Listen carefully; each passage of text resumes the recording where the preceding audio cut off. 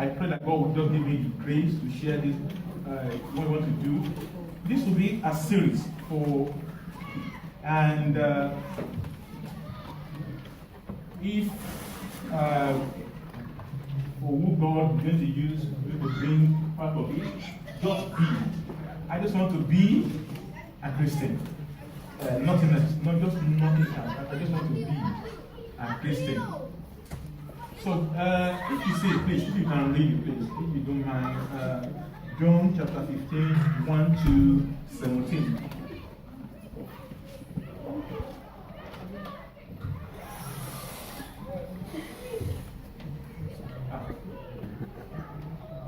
Who's reading? That are very clear, like a suggestion, right? I suggest to you, Paul said that a few times. There are things that are command. And this is one of the commands of Jesus Christ directly to the world, to the disciples. He said, I do what? I command you. So my focus this morning is about the friendship. All the problem we got in this world with the churches or with our society is so synonymous. And it's just kind of every society where you find, wherever you find yourself, things are the same. But when you look in the book of John Gospel, John presents Jesus in a didactic narratives. He presents Jesus how God works with us and how he occupies our space. Does that make sense? So every book has a theme, and what is the central theme of that gospel? But John was trying to present Jesus to us like as a man and says, this is the man, this is just man, Jesus Christ, and nothing else. Jesus. So he presented him like, you know what? This is the person you are. He brought in humanity. Amen. So, and when you look into that, you see here that Jesus was talking about friendship. He said, I command you, you are no more longer my slaves. You are now a friend. When I was in Nigeria, my wife was telling me that a couple that when we met, it is quite a challenge because when I meet people, it's quite like before it's very hard for me. I can choose and unchoose. You know what I mean?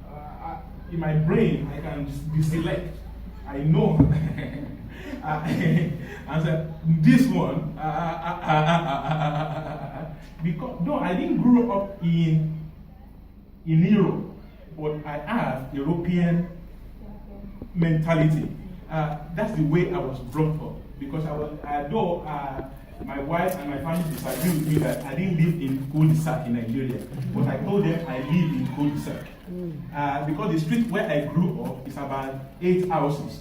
So it's the bridge that divides the other community. So there's no other one. So I told them that's a cul-de-sac. And on the street is only one house. There's no house at the back. There's no house at the front. So in a typical Nigeria, that's a cul-de-sac, isn't it? So, it's just a row of houses. So so they went to dictionary to find what's the meaning of cul-de-sac. I said, whether you decide, I said, who decide what is cul-de-sac here? Who put it there? And so my dictionary, that's cul-de-sac.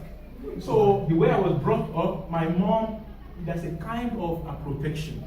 I was brought up that you got to know how to select, you can't move with this one and you can't go with this one. So I grew up with that. Even when I got married, though I relate with people in the church, but I got my individuality. When you want to invade my space, I got a problem. You got what I'm going to say now. It's when we went home in August and we were having a family meeting. And my wife's brother, I didn't know she sometimes you think people doesn't study you. And she said, even before you left the UK, you have this individual life. And I was shocked, like, how does he know? You know what I'm saying now? So what I'm saying this morning is, friendship is far beyond what we can see or what I can see at the moment. Amen. Friendship is very hard to come by. To become a friend is really, really hard. But Jesus here says, I command you that you should do what? Love what?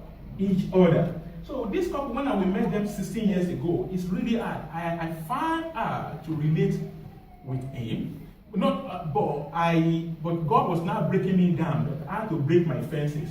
So my wife just told me and said, they are waiting for you to come back. That they choose us to become the will. What do you call it now? The will enforcer. And I said, then the wife says, you are the only one that we trust. That if we died, you will stand and you will never compromise. But I was thinking, but he got families, he got brothers, he got everybody. Why will he choose me and my wife to become an enforcer? But that comes from relationship, isn't it? Mm-hmm. So this morning, I want to say that if you are going to be in a friendship, you got to expose yourself. And to expose yourself, you don't have to expose yourself to your maid or somebody in the house. So being in the process of friendship, it takes you to a place where there are going to be an exposition. Because when I become your friend now, then there are parts of me that you got to know. So friend is not just talking about mere friend with me in the church. I can be in the church with you, but I might not be a friend with you. Jesus Christ go with the disciples, and at the time he got a lot of followers. And when he started bringing the truth, and people say, "Well, this is too. We can't contain this. We need to go." And the disciples, he turned to them, "What are you?" And he said, "We don't have anywhere to go. We just have to stay." So I got to realize it, because my culture, when you meet somebody, the next thing is my friend. But after I left Nigeria, I started divine relationship. I'm going to go there, like, what is my relationship? Are they really friends? Or are they really friends of convenience? Is it a convenient friends? Like, when things are good, I go with you. And we got an adage in my culture that the hand that is filled with oil is the hand that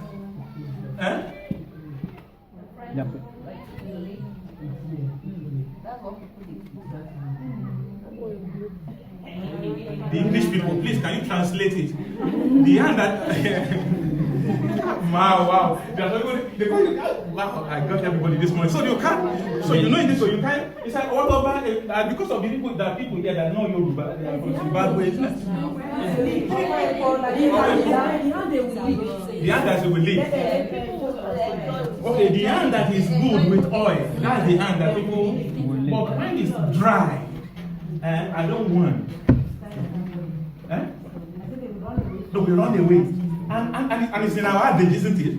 It is in our adage, it's in our culture. And every culture where you find yourself, it's just like that. It just is in a different way. It's just in a different way. Because people are so, like, if he's good with you, I can easily, flow with you. I can easily go with you. This is, when it's good, I go with you. When it's bad, I can't put my neck, in the discipleship this morning, when the guy, that was leading us, first talks about why Paul was written to Timothy. Let me tell you something. It is really easy to be in the church, but when things are really going tough, it's not really easy to stand with people. Yeah. It's not really easy to stand with people. And we need to go back to the basic. And that's why I say, I just want to be a Christian. I don't want our models anymore. I just want to be who I am. Just enjoy my Christian life. Because I saw a lot of things that's going on there. I saw big churches. I saw a lot of things. I saw a lot of anger. I saw a lot of things. Why do we come to this level? For what? For what? He said, your life is just like a vapor. You wake up in the morning, it's good. Then the next day, it's what? Disappear. Oh, no, how many people remember? You don't know how many people have died this morning. You don't know. So what for? Why should I have this acrimony? Why should I have this tension? Why should I say because of fame, because of money, because of this? But Jesus was telling the disciples, he said, for you to become a friend now, it has to be an highest form of relationship. you understand what I'm saying now? So I can't be your friend without going to do what? A highest of relationship. And relationship does not develop in a day. So it takes me to this angle now that you can be a father, but you might not be a friend to your kids. You can be a mom, you might not be a friend to your mom and to your kids. You know what I'm saying now? And I find out, a lot of things that is going, and I met people that at the end, this give me opportunity to meet people that, at the end of God, like their kids becomes like a terror, and this guy, the guy that was the leader of this, he said, every morning he will come to me and say, you don't know what you've done in my life. You don't know what has happened to me. He said, I thought my son, I'm a devil spirit. Because I can't say it out. Because, hold on, I'm the leader that control all these churches. But in the morning, this guy will not wake up. When I said, stand up to pray, he said he will just stretch like this. Oh. Say, prayer. I'm not praying. No. He said he will say, a son of a pastor. He doesn't want to pray. He said, but I cannot say it in the church. And it's fine. But unfortunately, the son was in the meeting. You know what I mean now? Then you see, what you are talking, it makes sense. When he went to university, then he came among his friends, other people. He said, he came back home, become total person. He said, I don't know what talk to him. And I said, do you have a relationship? And without going deep, do you talk to him? He said, then when you are talking, you bring it to a different angle. And that's why I said that I might be a father, but I might not also be a friend. I might be daddy, but I might not be a father. There's a difference between being a daddy and being a real father. So maybe what I'm saying this morning is this. I might be one that's close to you. I've known you 5 years, but we might not be a friend. You understand what I'm saying now? So it brings out of the relationship. And if you don't understand, let's look David and Jonathan in the Bible, right? Jonathan and David, they are friends above relationship. It's above the family. Friendship is above family. Because your family members might not be your friends. Your brother, in our culture, they say, we are blood brothers. I've never heard that. You go, and when you grow up in that culture, you think automatically because you came from the same family, then they might be your friend. But it doesn't really happen like that. Because Jonathan and David, they were not families. There are people that you meet on the way in your life that they are not from your family members, but they'll become a blood to you. I got about 2 of them in my life. One of them died. There's one that is living now. That when they ask me to close my eyes, and there's some people are coming into that fold in my life right now. When they ask me to close my eyes, and they said, jump. I will not theorize it. I will not logicalize it. I will just say, I will jump. But you don't understand what I'm saying now. I won't do that. There are the people that say to me, but there are the people also who can kill me easily. You know what I'm saying now? So God will send people around you. And my prayer this morning that God will send the people that will become your real friend into your heart in the name of Jesus. You see, I'm just making a foundation now. And then friendship negates title. Because it's not about the title. Because you can have a title, you can say, I'm a pastor, but you don't actually know the people that surround you. You can be there, and you don't even know people who follows you. So it's about what friendship. Because Jesus was saying, I call you what? A friend, not anymore a servant. Now what he was saying is, we are what? On the same level now. We're on the same level. Amen. So, and friendship is more over physical needs. And one of the things I found out, it might not happen to you, but I look at some of the things that surround me. I've seen that some of my friendship is based on what I can give. So far, I can send pounds back to Nigeria. everything is right. People honor me. People lift me up. But when there's no pants, then there's a problem. It's a physical, I need to, it's easy because Jesus Christ was found himself in that situation. When he sat people down, he said, give them food. Everybody said, wow, this is the Messiah. And he fed 5,000 people. And said, let's make him what? A king. But it's the same set of people, the third day, when they want to arrest him, he said, crucify him. How do you feel? 5,000 people and 3 days. Now they forgot their experience. So you can know how the friendship developed. Amen. Now I want us to look at this thing. In that text, the first thing that when you become a friend or you want to become my friend, you become an answer. What does that mean? You appreciate everything that I got and the great you got.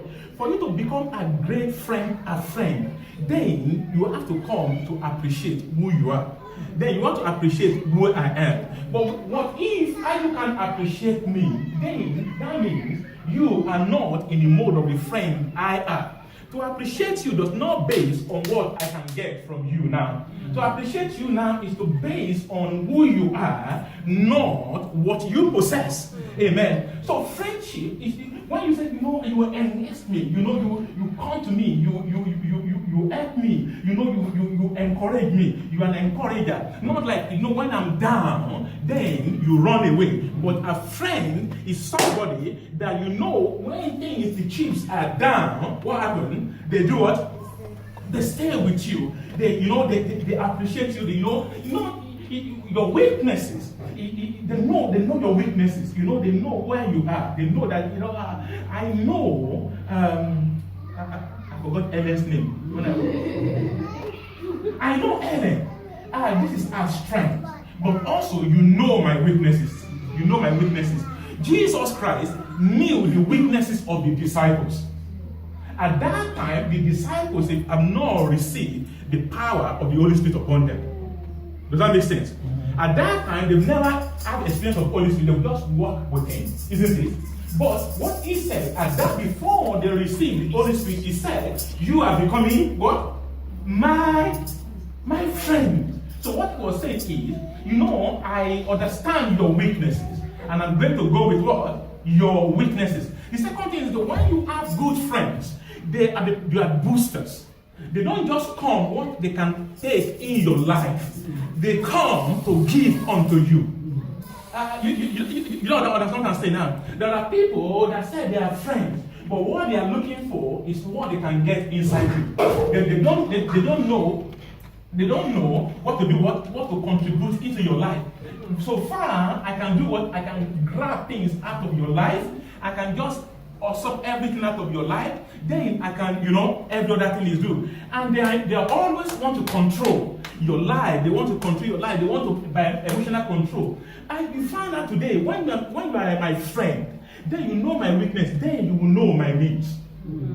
You know my needs. And the problem we got in the church today, there are people that want to control the environment. Why should I come to you to beg you for money? When, if you are my good friend, you should know that, there are things that, I might not say it out, but I don't have. If you are a good friend, you will know when your friend is struggling. You will know when, because there will be an openness. Because I will know. There are people, I got home and that the guy, one of my friend came to me, he said, Yinka, you sick now. And he opened up, and we opened it, he can't say it in the front of his elder brother. He can't say it in the front of the pastors. He can't say it in the front of anybody. And he opened up and he said, Yinka, what we say? He said, then he said to me, don't bring any theology here now. Be careful now. Don't give me any silly theology now. And we were laughing, and I said, maybe it's not that it's not just only looking, for my own weaknesses. It's looking to way, to boost me, and if you are my friend indeed, I don't have to wait. You don't have to wait. You got to say, what?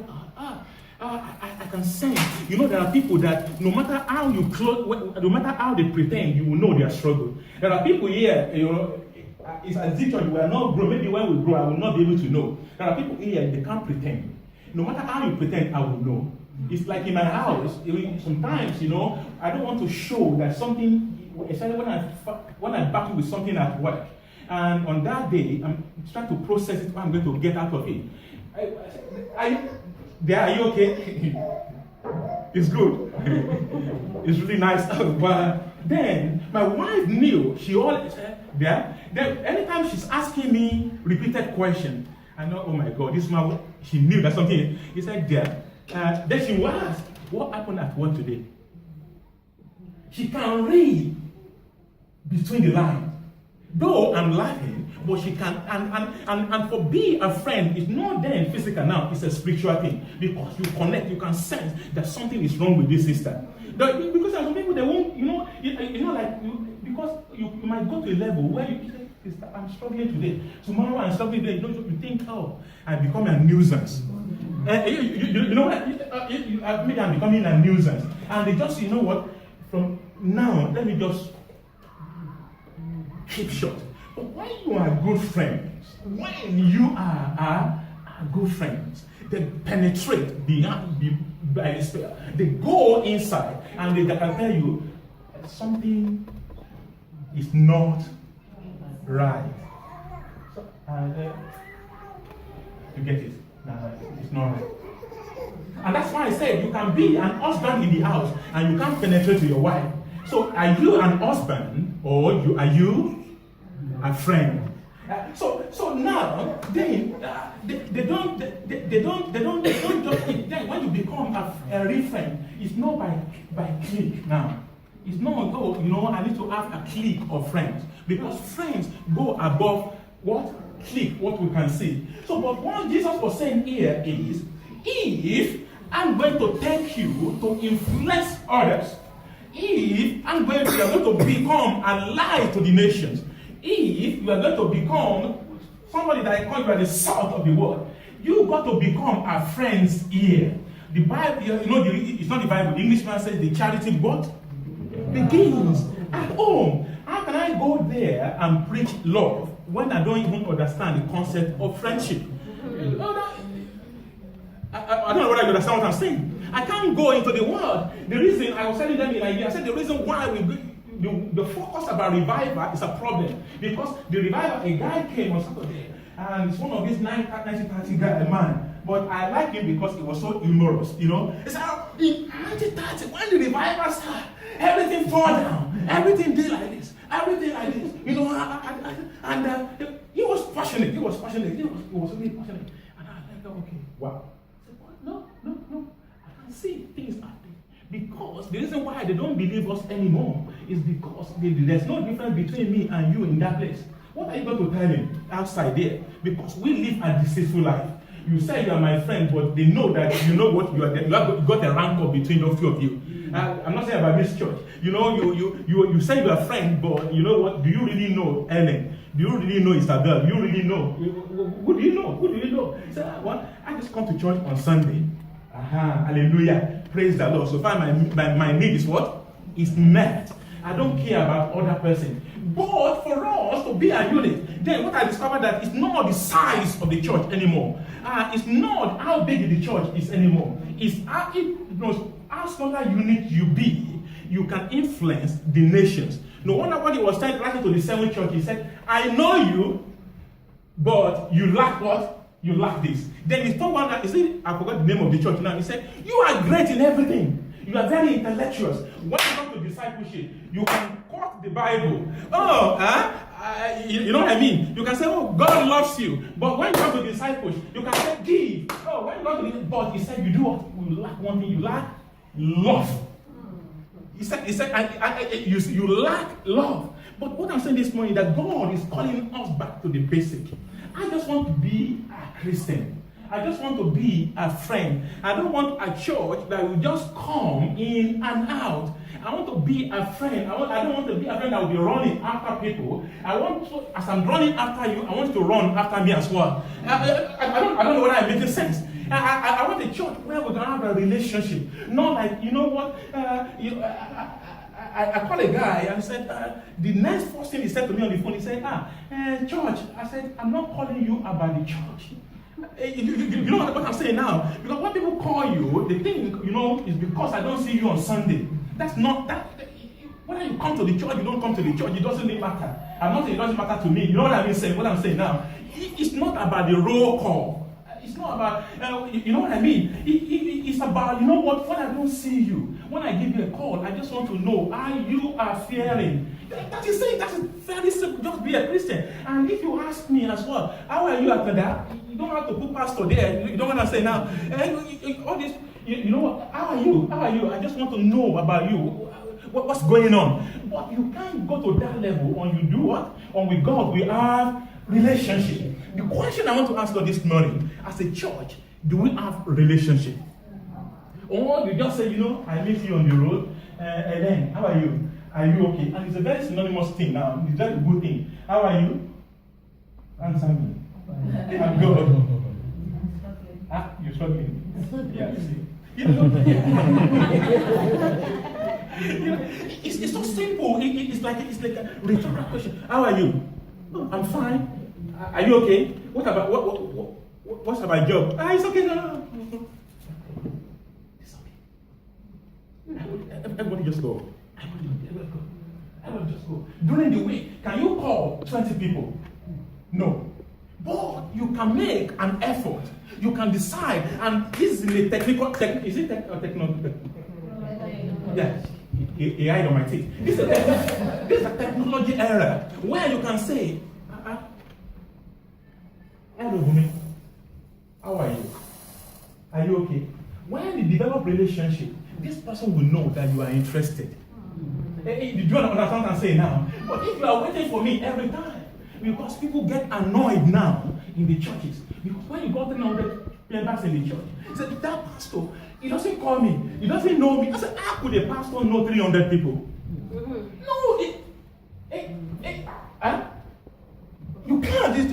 Look, it's not possible. Even 10 people to organize with 10 people, you go crazy.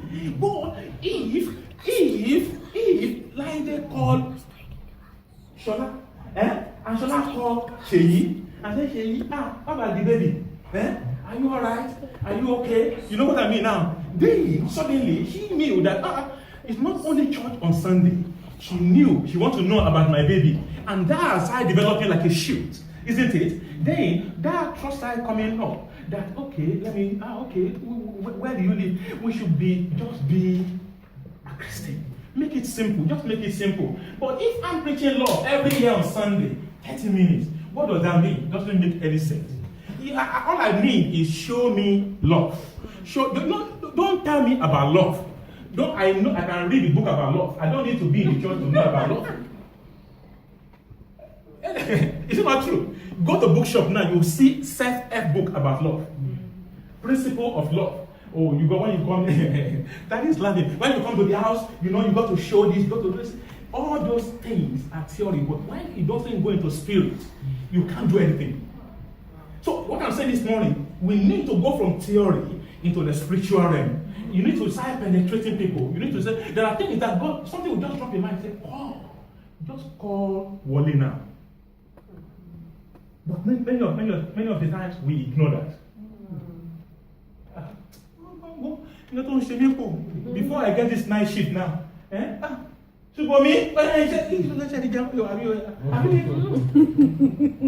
at that time, maybe just at that time, this person needs an encouragement.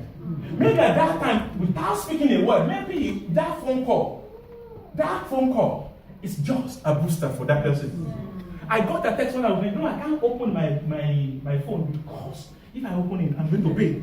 You know, but you know the text just.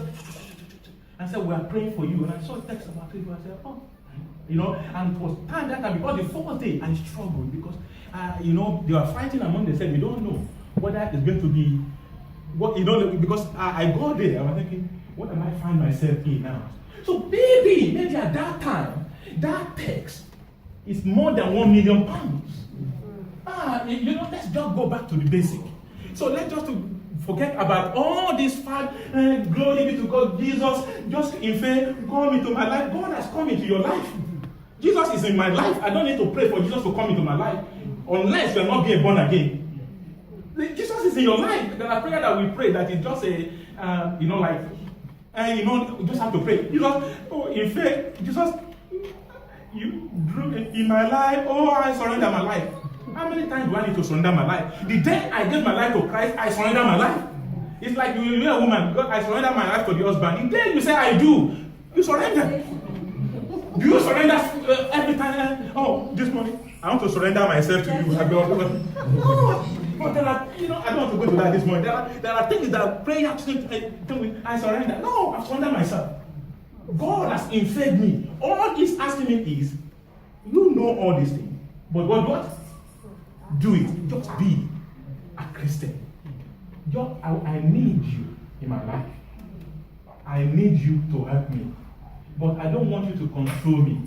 One guy says, as I'm going to round up, the guy said, this man went to him. It's one of the guys that came to him. He said, that's what this woman, he said, she came to me. He said, you know what? I'm going to leave this church if you don't listen to me. And I know if I'm leaving this church, there's no finances for you in this church. No, this is real. He said to him, and the guy was afraid. Because the money this woman brought, she got money. But the money she brought to the church is over all the about 150 members that people contribute. So if she leaves now, what happened? the guy doesn't have a job. So it's now caught between, will I say the truth? And I'll leave this woman to go. So when he asked me, when you are in that, what you do? You know what I said? I didn't bring Bible, I didn't use Bible. I said, let her go. And he was looking at me, maybe he was expecting me that I would encourage.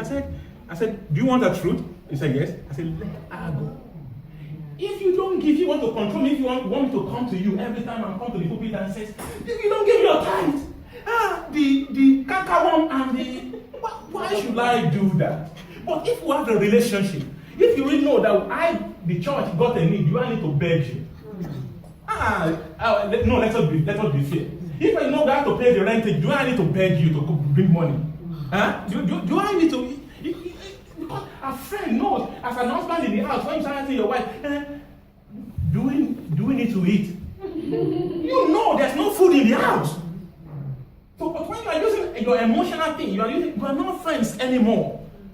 You can't say now, God should bring us to the real light and say, you know what, where people, because I got one of them said, he said, I saw a church in Nigeria, it is now. Do you know they don't come to church on Sunday and ask about it? And it's one of the most prosperous churches in Nigeria.